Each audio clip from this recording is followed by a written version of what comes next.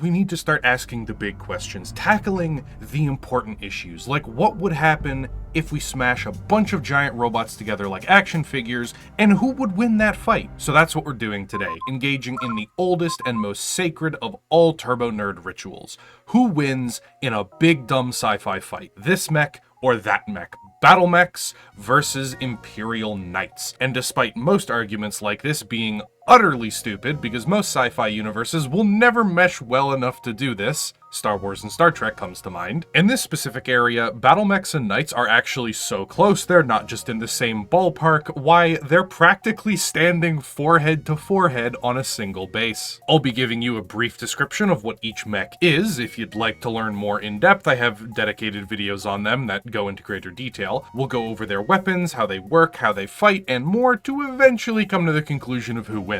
But before that, introductions. Generic greetings to all newcomers. I'm Sai, and this is Science Insanity, a channel dedicated to bringing my endless and stupid love of science fiction in all forms to you, the viewer. I hope you enjoy the content. And with that, let's start with a summary of our fighters. In the first corner, we have Imperial Knights, ancient tools of industry and colonization from an age-long past. Built tough, rugged, and powerful, knights were upgunned and armored over the millennia to the state they're in now. Regal, hulking war machines that bring an unmatched level of firepower, precision, and elegance to the battlefield. They're a rare sight though, piloted by noble knights and crusaders from ancient knight houses. They're usually only seen in the most dire, expansive, or glorious wars waged by the Imperium of Man. And when they do show up on the battlefield, regalia flying, war horns thundering, and battle cannons roaring, they're a foe unmatched. Don't bring up Titans, let me have the WrestleMania intro, please. In the other corner, we have Battlemechs, tried, tested, and built from the ground up for war. These machines are powered by metallic muscles, fueled by the heart of a star, and fight as the crushing hammer at the tip of armies. Produced in huge numbers, infinitely customizable, and piloted by mech warriors, modern rockstar warrior hybrids. The Battlemech answers any threat on any world with whatever it might need to get the job done, whether it be under the shade of artillery barrage, in the light of atomic detonations, or in the chaos of mass-scale open-field warfare, the Battlemech thunders forth. So with both competitors lined up, who wins? Well, this is where the fun begins, at least for me, because in my opinion they're close enough to actually make this a fight, not a one-sided blowout. Each setting has a few absurd weapons or gadgets that stand out as being just silly, but for the most part they're on very even footing. And to briefly sidetrack us here, 40k usually wins in any setting v setting comparison because of its scale alone. An empire of 1,000,000 worlds and all the armies therein would crush pretty much everything we see in Star Trek or Star Wars or Babylon 5 or Halo, for example. But at a 1-to-1 level, 40k kinda sucks ass. A Lehman Russ gets smoked by almost every other sci-fi tank out there. Guardsmen are, well, guardsmen, and even Space Marines are relatively middle of the road compared to most sci-fi super soldiers. It's just that, you know, you're going up against a few dozen Spartans and like 1,000 Space Marines, so it's not exactly a fair fight. But in a one-on-one comparison like we're doing here, we've got a good fight to get to, and starting with the simplest of comparisons, size and function. Knights and Battlemechs range from 9-ish meters on the short end to well over 12 on the high end. They're both also built to move and fight in a human-like manner. Another area where the two are pretty much just the same is how they're piloted. In 40k, a knight pilot sits atop the throne mechanicum, recessed into the core of the mech. Seeing through its cameras, feeling the heat and sensation as armor panels melt off, the rush of adrenaline when their weapons lock on target and fire. It's an extremely effective neural interface complemented by screens and displays for the good old Mark I eyeball. BattleTech has the same thing, but where 40k is a Nokia brick phone requiring you to sit on a ginormous mechanical throne, BattleTech is closer to a modern smartphone. A simple neurohelm, sometimes even just a regular sci-fi looking helmet, give them functionally the same benefits. Let's also speedrun a few other areas where they're pretty much identical. Speed. Knights are on the faster half here, running 45 miles per hour or 72-ish kilometers per hour, according to the community and what information I could find, while Battlemechs average around 60 to 65 kilometers per hour, although a huge number of them run faster, up to 110, 120 kph. But for the most part, in their weight class, yeah, Knights are even or a little bit superior on raw speed. Mobility, again, basically the same here. Any terrain a Knight can cross, so can a Battlemech. Any obstacle a Battlemech can force through, so can a Knight. The only real difference is that BattleTech has the advantage of jump jets. Jump jets are fusion-powered rockets that draw energy from the Battlemech's core. They can't fly with them long-term, but they can use them to jump enormous vertical or horizontal distances and add a ton of omnidirectional movement. Think like being able to leap over a building, scale a cliff, or jump really far backwards if shit hits the fan suddenly. As far as I know though, Knights don't have anything similar in 40k. Unless you throw them out of a transport midway down to the planet, they're stuck to the floor. Where we start to get into interesting differences is stuff like armor or weapons and electronic force multipliers. Starting with armor. Knights in 40k rely on fat slabs of ceramite and plasteel, just like most other tanks and space marines. And it's very much an all or nothing style of armor. Either it's thick enough to stop incoming damage, or it isn't. Knights are very tough, but they can still be damaged by relatively mid-level weapons. Think infantry plasma guns and missile launchers.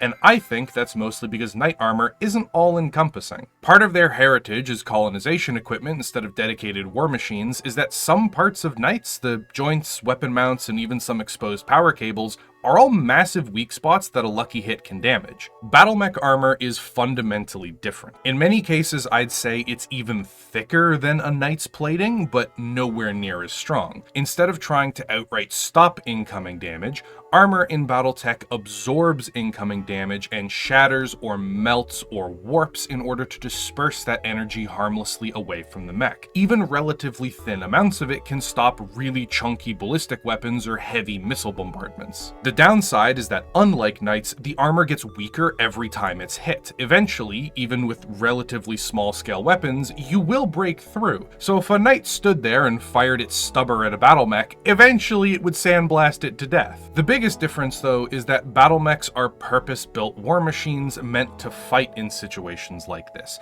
Almost every inch of the thing is going to be armored, including the joints and weapons themselves, making it much harder to score critical hits. The exposed cockpit is still an insta-kill though, if you can slap a big enough hit into it, but I don't think it's that much different from the Knight itself. A solid center torso hit to the head thing would probably crush the pilot behind it as well, so we can just call that equal. If I were to give simple outcomes, Knight armor works a lot better at close range, where the difference between life and death is whether or not the enemy's salvo gets through, and the close range means panicked or rushed shots are a lot more common, while Battlemechs are far better at long range, where the distance reduces the power of incoming shots, think like a plasma round bleeding off heat through the atmosphere as it travels, and the mech warrior also has time to angle and maneuver, so the hits that do get through only scrape off a minimal amount of armor. But what about the weapons? Surely this is where one side pulls ahead, right? And again, not really. Well, it might be tempting to look at one side or the other and say, they win because insert silly sci-fi gun here. I'm trying to compare weapons as close as we possibly can. Imperial Tech is light years ahead of BattleTech when it comes to small arms. Infantry with laser guns is huge, while BattleTech infantry still use the equivalent of autoguns or stubbers, but at vehicle and mech scale, the laser tech is pretty much the same, in power at least. Small, medium, and large lasers fit pretty perfectly against weapon team, vehicle, and Knight scale las cannons. The only real difference I can come up with is that from what I've seen, Imperial las weaponry fires in short pulses, while most BattleTech laser weapons fire in longer beams. There are pulse lasers which work almost identical to las weapons, but we're going to ignore them right now in favor of a simple comparison. Plasma weapons are also transferable transferable 1-to-1 between settings in my mind. Both have mech-scale plasma guns that fire a glob of superheated gas that impacts with a huge amount of thermal and a pretty significant amount of kinetic energy, punching a massive hole into whatever you hit. BattleTech starts to pull ahead here a bit though, since they also have the particle cannon, which functions similar to a plasma gun with more range, muzzle velocity, and the ability to fry electronics with energy surges when it hits something. Not the same as like the weapon does the same thing, but they function similarly. You charge up some particles to really high energy state, and then you'll launch them at something to hopefully kill it. And here's where 40k really starts to struggle, because for those who don't know, in the 40k universe, mankind is really screwed. Like, it has never been more over. Technological backsliding has reached levels where maintaining your gun means praying to it rather than stripping the gun and cleaning it. And BattleTech just hasn't. So while a 40k plasma gun is a huge threat to the enemy, it's also a huge threat to the user. Fire a little too much, charge a little too far, and it could explode and just kill you. BattleTech still has the industrial, scientific, and technological base to invent new technology and make sure it works safely. Not always, but mostly. So a BattleTech plasma gun, depending on the make and model, can fire a constant stream of plasma non-stop for as long as it likes with no risk of the gun blowing up. The worst case scenario is the mech overloads from the reactor's power draw and needs to temporarily shut down and vent heat. So while a knight is on par with a Battlemech hard stat-wise, damage, armor, mobility, that kind of stuff, soft stats is where 40k starts to get slaughtered. BattleTech's tech just works better. More conventional weapons aren't, in my opinion, really worth talking about since, again, 1-to-1, battle cannon, autocannon, stubber, machine gun, flamer, flamer. Like, my god, there's a joke on my community server that BattleTech is just Warhammer 3k, and let me tell you, it's not beating the allegations. We even have demon-infested mechs from hell. Black Marauder says hello. There are two things I will give to 40k, however. First is the Melta. BattleTech doesn't really have an answer for the Melta. Its level of punching power and anti-armor potential is insane, and would probably rip right through a Battlemech's armor and into its internals like a hot knife through butter. The only real downside is that the Melta is pretty close range compared to most of the other weapons a knight or a mech could bring. Second is melee weapons. Battlemechs do have melee. An Atlas is strong enough to pick up other mechs and throw them, or use them like a club, and strong enough to punch an enemy mech to death instantly if it gets in range. But everything BattleTech has is worthless in comparison to the absolute meme-filled wonderland that is knight melee weapons. The chainsword, the gigabig power sword, the fist of memes, and of course, the harpoon. How could we possibly forget the best melee weapon? Every single one of those has the power to instantly kill any Battlemech in the setting, no contest, and this is another intersetting difference. Knights are meant to fight all manner of enemies, many of which want to run up and touch all over everywhere when they're not supposed to. So competent melee options are really important. BattleTech, not so much. Warfare is generally meant and preferred to take place at longer ranges, with closing to fisticuffs being rare or an intentional strategy meant to surprise an enemy, not just a fact of life like it is in 40k. So knights are infinitely scarier at close range than Battlemechs are, and to keep the 40k hype train moving, they do have one piece of tech that is frankly bullshit. Their ion shield. Now, contrary to a lot of people's misinterpretation, knights don't have a bubble shield like a titan. It's not a void shield. The ion shield that knights have is more like a directional deflector that you'll see from most other sci-fi. They essentially have a small 10 to 15 degree cone projected from the center of their mech. They can freely move it around to face any direction, and it can absorb or deflect a respectable amount of damage before collapsing. There are no hard stats for this, since Lamau 40k explains nothing, but when discussing this with a bunch of other turbo nerds, we have come to the incredibly reasonable conclusion that it can probably absorb a couple, like 3 to 4 good hits from a battle cannon scale weapon, and maybe only 1 or 2 from bigger, scarier things like a plasma gun or a mech scale Melta or something, right? The best way to think about it is like a parrying shield. So overall, knights are pulling painfully ahead when it comes to close-range engagements. But BattleTech has a few counter advantages that 40k couldn't hope for, mainly really advanced computer tech that acts as a force multiplier. Battlemechs routinely install additional sensor and targeting software, whether it be active probes, targeting computers, ECM suites, and more. They're all extremely common. Probes and sensor upgrades let a Battlemech see through environments that would be incredibly difficult for a knight, for example. We know that in 40k, city ruins are pretty rough on even Titan sensors, as there's a scene from the Second War of Armageddon where Skitarii troops need to march out way in front of a Titan cohort to relay targeting data amidst a burning industrial city. At least I hope that's the right book I'm referencing.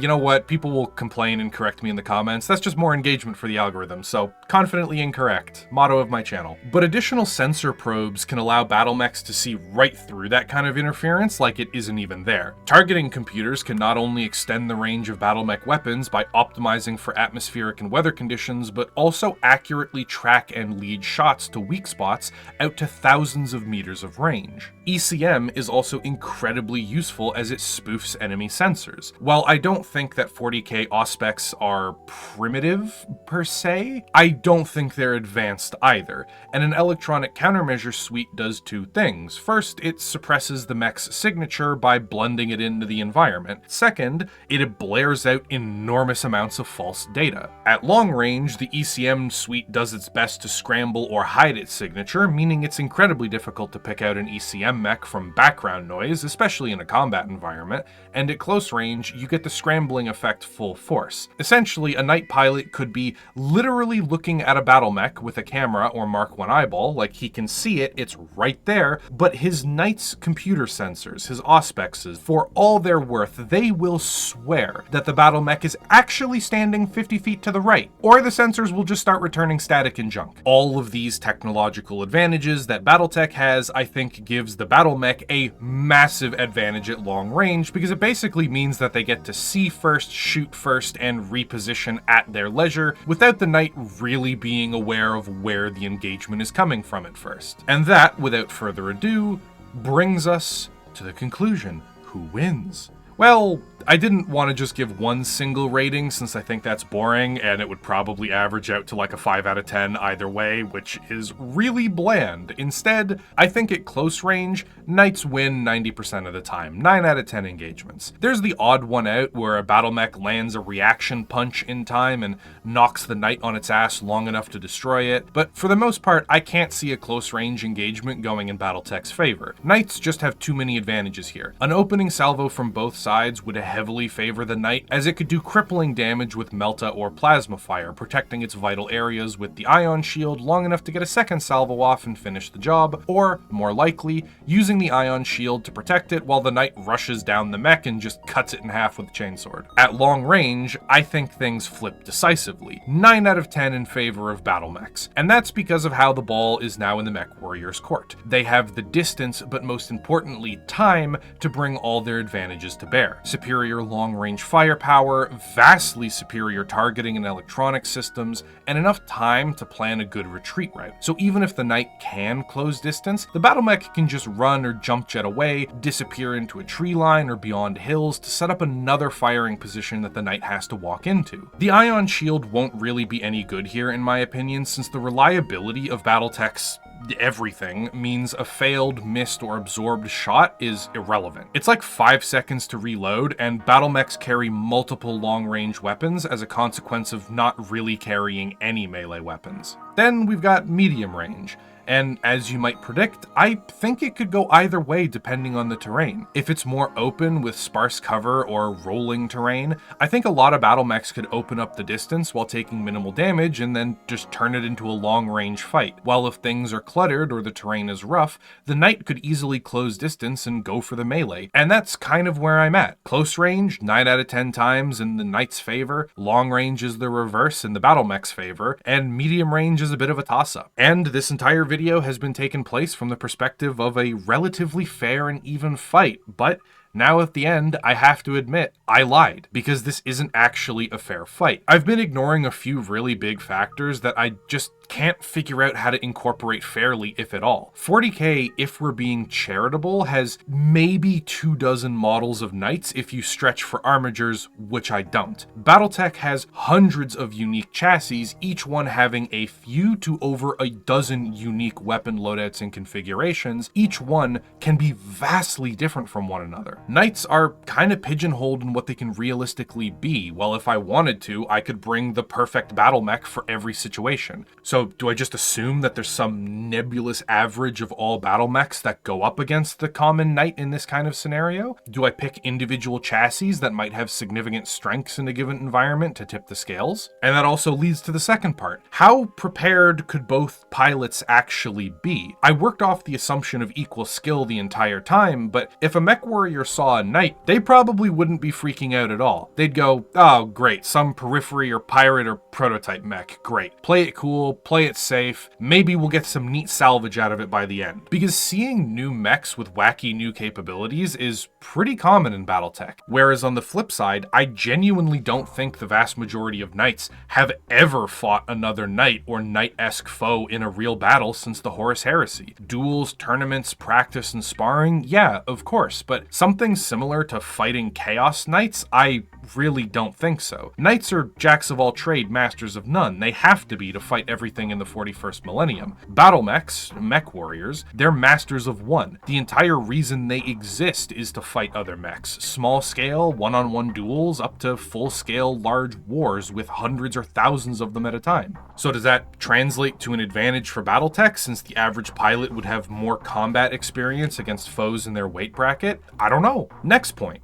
I know a lot of people love to gravitate to hard stats to determine the outcome. You know, you see people argue about this with tanks all the time in real life, but you rarely ever hear people say that the Sherman was the best tank of the war, even though it was, because it was the easiest to fight in, or it put the least stress on the crew, or it was the most reliable and had the least maintenance necessary. A lot of the hard stats are very similar between Battlemechs and Knights, but the soft factors aren't. How much does something like reliable gear play? I mentioned it earlier, but legitimately, would a Knight pilot make a mistake and assume his opponent wouldn't risk firing again, only to get blapped by a plasma bolt because the Battlemech doesn't have to worry about the gun blowing up or overloading? Would a fight be decided simply because the Battlemech has better sensor tech and would see the Knight first, and in real life, most of the time, seeing and shooting first determines who wins? You know, how do you possibly quantify advantages or disadvantages like that? So I lied. I didn't actually give both sides a fair shake, because I can't. I have no idea how this would realistically shake out, and a big reason is because despite how similar Battlemechs and Knights are on the surface, the settings they come from have vastly different levels of detail thrown into it, and vastly different purposes for their mechs. But I also think that if these two stompy robots ever met in a real fight, maybe it's just my bias showing, but I think the Battlemech would probably have the advantage. And thus concludes the first of a series of Battlehammer videos, comparing two similar parts of these disparate settings. Today was Battlemechs versus Knights, but I have plans for Elemental versus Space Marine, Tank on Tank, and even Aerospace on Aerospace. How they'll shake out, no idea. But if you made it this far in the video, you are clearly the target audience, so why not leave a like, sub, comment, all of that stuff to help the channel out. It's greatly appreciated and goes a long way to helping Sci fight the YouTube algorithm. Or just start massive arguments in the comments below about who you think would win and why. Feel free to get as arbitrary as my setting wins because I like it more. If you're feeling more generous and want to throw some cash at Sci's Stayin' Alive Fund, we have channel memberships where you can support us for as little as a coffee and a donut each month, as well as getting access to benefits like early video access and exclusive content on topics and ideas that probably won't ever make it to the channel proper for one reason or another. Call it Sci's Shower Thoughts. Or if you just want to hang out, Sci is a Discord full of other turbo nerds, writers, gamers, lurkers, and more, all nerding out over our shared love of sci-fi. To all the people who've supported Sci in the past, and hopefully going forwards, a huge thanks. And with that, we're pretty much done. I have nothing else to say. Goodbye. I lied. I do know what the outcome of the future Battlehammer video is going to be. Space Marines get royally fucked every time. Rolled. No contest.